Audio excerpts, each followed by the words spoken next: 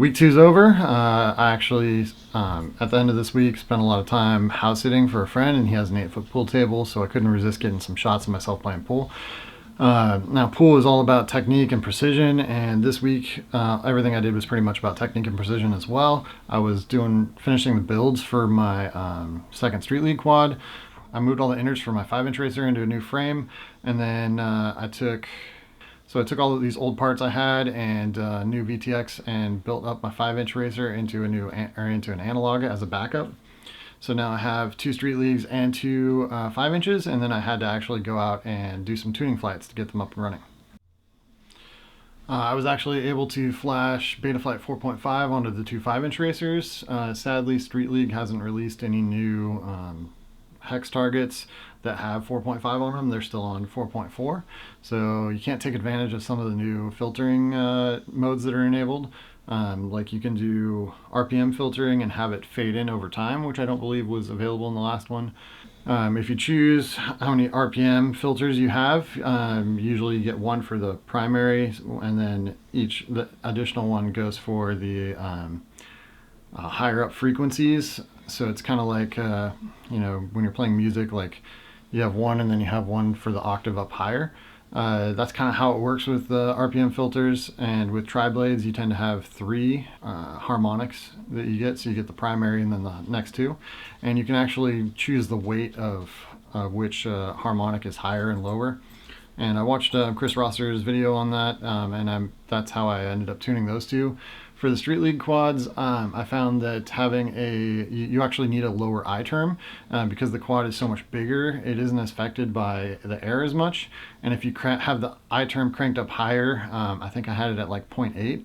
Once you went to full throttle, you would actually get the vibrations on the quad. And if you lower that down to, I went to 0.5 or 0.4, it is much smoother when you're at full throttle and you don't have those shakes anymore.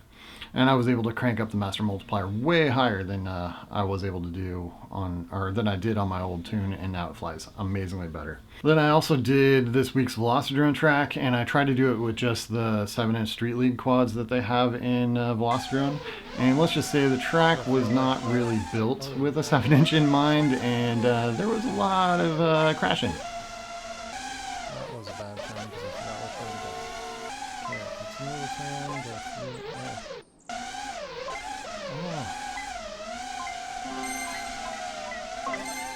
No, I did eventually manage to put in a pretty clean lap, and I think I got a 161.132, which was not the greatest, but considering my first lap, that track was really long and it took me a long time to learn, but my first attempt, I think I got like a 230, it was way higher. So I did improve. I think I probably could have gotten down to the 140s or even the 130s if I actually made 3 laps without crashing. But here's a little snippet of the last lap on that. Way in front of everybody now, so I must be doing decent. I'm going to do that. Okay. Oh, what the...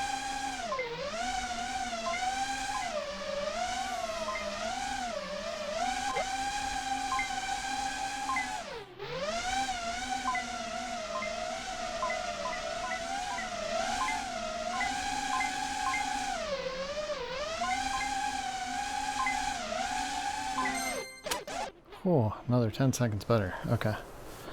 Surprisingly, the most fun I had this week was on Saturday. The Pacific Northwest Freestyle Discord ended up putting on a downtown whoop crawl, and we had about 13 people show up and just walked from point to point in a big loop around Portland. I did have to leave about halfway through, so I didn't make it to Big Pink where everybody was doing building dives.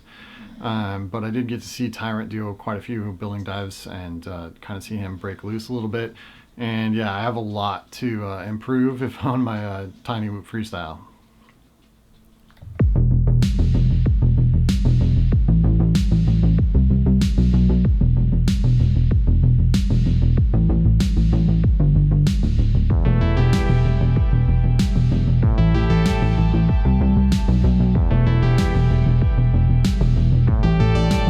There's one spot coming up that I really like, and it's just got a bunch of wires of lights going across this little alleyway.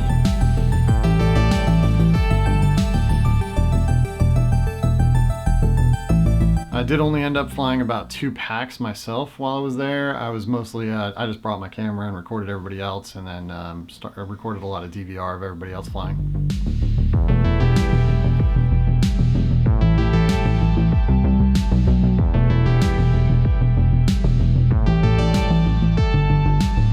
So that's pretty much it for week 2. For week 3, I do plan on taking some PVC gates that I have for iGow and racegow, tiny whips out, and my race timer here, which is a rotor hazard, and take that out and actually set up like a lap or a track at a park and just see if I can improve lap times. Just push and push until I can get faster and faster and faster. And that's pretty much the goal for week 3, and we'll see how that goes. Peace.